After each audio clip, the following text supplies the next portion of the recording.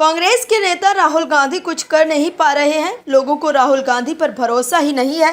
कांग्रेस राहुल गांधी को लगातार लॉन्च करने की कोशिश कर रही है, लेकिन उनकी सियासी लॉन्चिंग फेल होती जा रही है। ऐसे में चुनाव जीतने के लिए कांग्रेस लोगों को लालच दे रही है। दर्शकों, कांग्रेस लगता है ठान चुकी है कि इस देश को श्रीलंका जैसा बना देना चाहती है। कांग्रेस जहां भी जा रही है, रेवड़ी बांट रही है, यानी कि मुफ्त का लॉलीपॉप, फिर चाहे वो राज्य की आर्थिक स्थिति का ही क्यों न बंटाधार कर दे। दोस्तों, विपक्षी दल और कांग्रेस सिर्फ सत्ता लोभ के लिए ही देश का बंटाधार कर रहे हैं। हिमाचल का उदाहरण हम सबके सामने है कि किस तरह से हिमाचल की सरकार के पास लोगों को देने के लिए वेतन तक नहीं है, किस तरह से योजनाएं वहां धूल फांक रही है। तो वहीं कर्नाटक में मुफ्त की योजना बांटने के लिए दलितों के फंड में ही सेंधमारी की जा रही है।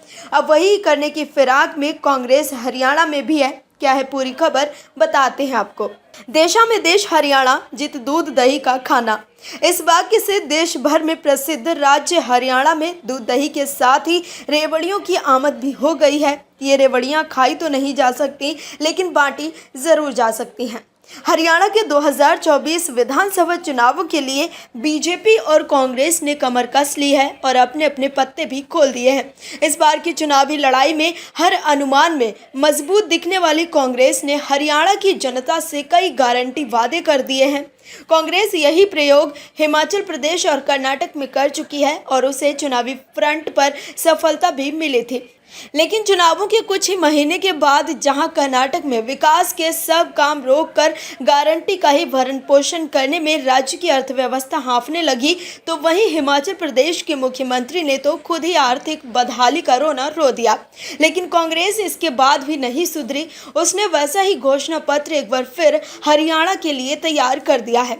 कांग्रेस ने हरियाणा में हर वर्ग को लुभाने के लिए बड़े बड़े सपने दिखाए हैं। कांग्रेस ने हरियाणा में सरकार बनने पर पुरानी पेंशन स्कीम लागू करने का वादा किया है।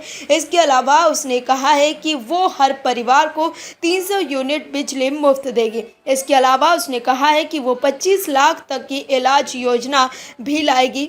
हरियाणा में कांग्रेस ने नकद फायदे देने की बात भी दोहराई है। कांग्रेस ने कहा कि वो हर महिला को 2000 रुपये देगी। उसने वृद्धावस्था पेंशन को भी 6000 करने का वादा किया है। गरीबों को जमीन भी कांग्रेस देगी। कांग्रेस ने इससे पहले हिमाचल और कर्नाटक में ऐसे ही वादे किए। दोनों जगह उसे सफलता मिले। कर्नाटक में उसने आते ही 5 गारंटियों को लागू करने की कवायद चालू कर दी, लेकिन उसके इस चुनावी वादे का बोझ राज्य के दलितों और जनजातियों पर आ गया। कांग्रेस सरकार ने 2023-24 और 24-25 में दलितों के लिए दिए जाने वाले विकास फंड में से पैसा अपनी गारंटी पूरी करने को निकाल लिया। 2024-25 में उसने दलितों, जनजातियों पर खर्च होने वाले 14,000 करोड़ गारंटियों की तरफ मोड़ दिए। कांग्रेस द्वारा किए गए चुनावी वादों की आलोचना पर सवाल उठता है कि बाकी पार्टियां भी यही कर रही है। लोग प्रश्न पूछते हैं कि केंद्र सरकार भी कई जगह सब्सिडी देती है और कई मामलों में नकद लाभ भी देती है। इसके लिए हमें यह समझने की ज़रूरत है कि असल में मदद की ज़रूरत किसे है। भारत एक लोक कल्याणकारी राज्य है और सरकार को अवश्य कमज़ोर तबके की मदद करनी चाहिए, लेकिन यदि यह व्यवस्थित ढंग से उन लोगों को की जाए जो सही में इसके ज़रूरतमंद हैं, तब इसका सही फ़ायदा है। मोदी सरकार ने बीते कुछ वर्षों में लक्ष्य आधारित सब्सिडी पर जोर दिया है।